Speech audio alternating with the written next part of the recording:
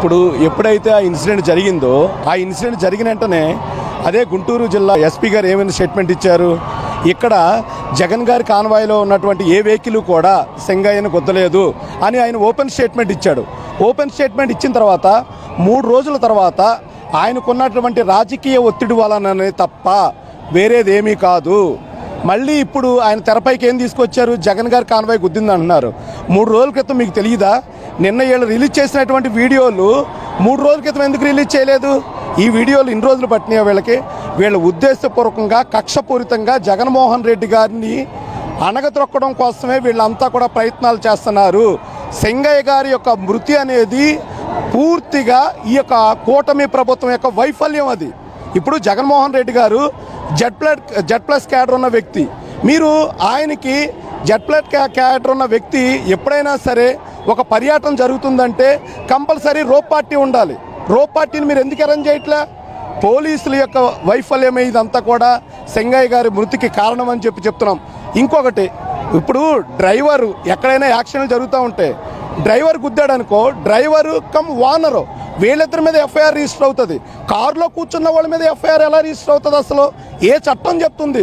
కారులో కూర్చున్న వాళ్ళు కూడా ముద్దాయిలుగా చెప్పే చట్టం భారత రాజ్యాంగంలో ఎక్కడా లేదు. ఈ కొత్త రాజ్యాంగం అయినటువంటి కూటమి రాజ్యాంగంలోనే ఇది ఉంది. కూటమి ప్రభుత్వం యొక్క వైఫల్యం వల్లనే ఈ సెంగయ్య గారు మరణించారు. జగన్ గారిని తొక్కడానికి వీళ్ళు జగన్ గారు ఒక బంతి లాంటి వాళ్ళు. వీళ్ళు ఎంత తొక్కాలనుకుంటారో ఆయన అంత రివర్స్లో లెగుస్తూ ఉంటాడు. అది వాళ్ళు గమనిస్తే వాళ్ళకి మంచిది, వైఎస్ఆర్సీపీ యొక్క విజయానికి కూడా ఇది ఒక నాంది.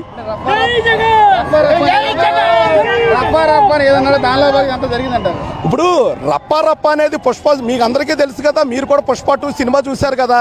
సినిమా వచ్చి ఆల్మోస్ట్ ఎన్నో సంవత్సరాలు అయిపోయింది, సంవత్సరం దాటిపోయింది.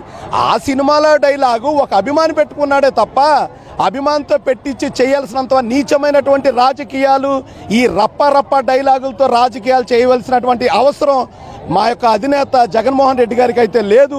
అటువంటి యొక్క కుతంత్ర రాజకీయాలు చేసేవాళ్ళు ఎవరైనా ఉన్నారు అంటే ఈ రాష్ట్రంలో ఈ యొక్క కూటమి ప్రభుత్వమే. ముందుగా వాళ్ళు జగన్ గారికి భద్రత ఇవ్వడం నేర్చుకోమని చెప్పండి. ఎందుకంటే ఆయన జెడ్ ప్లస్ క్యాడర్లో ఉన్న వ్యక్తి. రోప్ పార్టీ ఏమైపోయింది?